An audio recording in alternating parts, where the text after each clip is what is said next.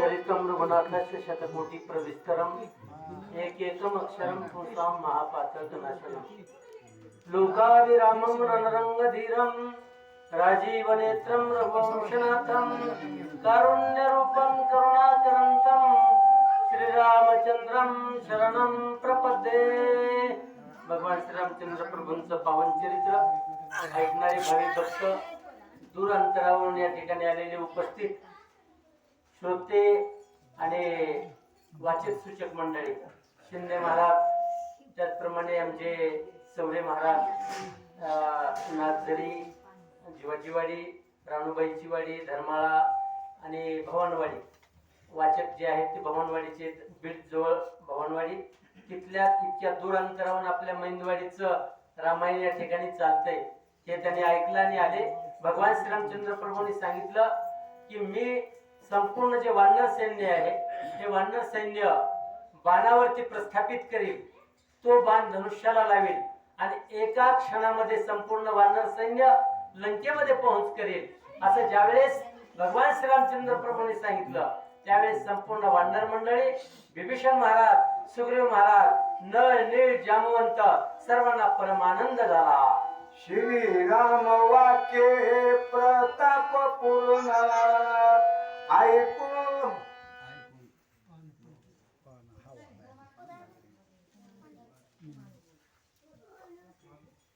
श्रीराम वाक्ये प्रताप पूर्ण ऐकून विभीषणा सोय घालून लोटांगण कर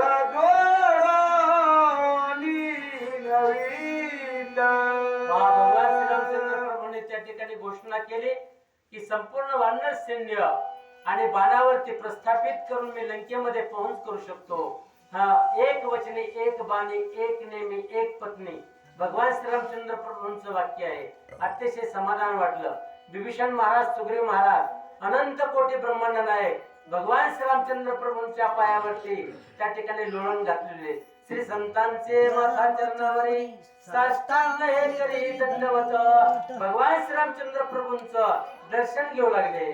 सोडून अग्निबाण सिंधू शोषिता लागे जना परितो नहेगा भूषण आती दुषेण सूर्यवंशा। भगवान श्रीरामचंद्र प्रभूंचं आणि त्या ठिकाणी विचार आहे की मी अग्निबाण सोडतो आणि अग्निबाण सोडून या समुद्रावरती प्रचंड अशा प्रकारचा प्रहार करतो जेणेकरून हा समुद्र शोषण होईल, आटल्यात जाईल बर का समुद्र। हा जर का त्या ठिकाणी उद्धटपणा जर करत असेल, शरण जर येत नसेल, नम्र जर होत नसेल, तर जो नम्र होत नाही तो जो गांड आहे ना त्याला तापवायचं आणि ठोकायचं आयरणीवर घालून। अशा प्रकारचे काही नियम आहेत। साम, दाम आणि दंड, दंडच करतो या समुद्राला भगवान प्रभू बोलतात। सावधान परिचिते श्री रघुनाथा सांगेन मी समूळ कथा समुद्र पूर्वज तत्वता ते मूळ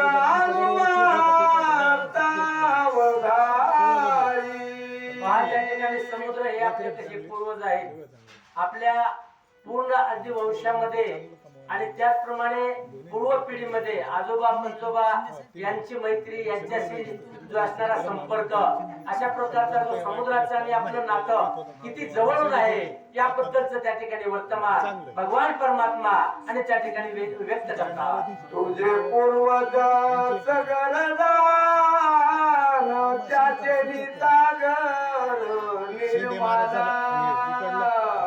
या लागी सागर अभिधान येद पुराणे अनुवाद। त्या ठिकाणी दिलीप राजाचे जे असणारे वाडवडील आणि सगर, त्या सगर मंडळीनं त्या ठिकाणी हा जो असणारा समुद्र निर्मितीचा जो संपूर्ण कार्यक्रम आहे ते सगर कशा प्रकारे आणि सगराच्या नावावरूनच सागर अशा प्रकारचं नामाभिधान प्राप्त झालेलं आहे. आणि तोच सागर एवढा अगदी आपल्याला जवळून आहे, तरी पण त्या ठिकाणी मदत जर करत नसेल, सहकार्य जर करत नसेल, तर नक्की या समुद्राची सागराची खोड मोडल्याशिवाय राहणं शक्य नाही. भगवान परमात्मा बोलतात, पूर्वी समुद्र काय नव्हता,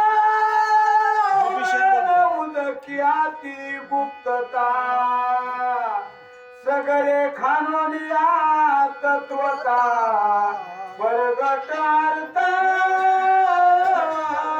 निरा. बिभीषण महाराज बोलतात का? हो. इथं आमचे हरिभक्त परायण जम्मूंत या क्षेत्रातले आदरणीय आपले ह्याचे कानडीकर महाराज आहेत. धन्यवाद आहेत. बिभीषण महाराजांचं आणि त्या ठिकाणी संपूर्ण ज्ञान आहे. बिभीषण महाराज सांगू लागलेले की हा सगर जो आहे भगवान श्रीरामचंद्र प्रभू आपला अत्यंत जवळचा अपतेष्ट नातेवाईक, आजोबा पंजोबांच्या स्वरूपामध्ये, आणि या सागराचं म्हणजे आपलं नातं आहे. सगर लोकांनी त्या ठिकाणी हा समुद्र निर्माण केलेला आहे. असं बिभीषण महाराज सागराचा म्हणजे समुद्राचा इतिवृत्तांत, कसं कुळ, कसं मूळ, गंगेचं मूळ आणि ऋषीचं कुळ कुणाला सापडत नाही बरं का. परंतु आमच्या मसुदादांना पूर्ण माहिती आहे की जो असणारा सागर किती जवळचा आहे, किती आपतेष्ट नातेवाईक आहे याच्याबद्दल.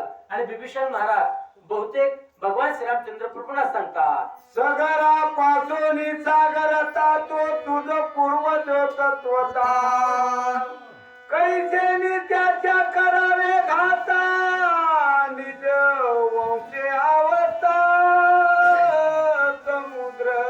हा सगर जो आहे, हा जो सागर आहे, हा सागराला सगर लोकांनी म्हणजे तुमच्याच पूर्वजांनी निर्माण केलेला आहे. पहा, मग आपला अपतेष्ट नातेवाईक आहे, मग आपल्या आजोबा पंजोबांना आपल्या नातवाने आणि पत्रुंडाने जर का त्या ठिकाणी त्याचा जर घात जर करण्याचा प्रयत्न केला तर ते काय पुण्य आहे का?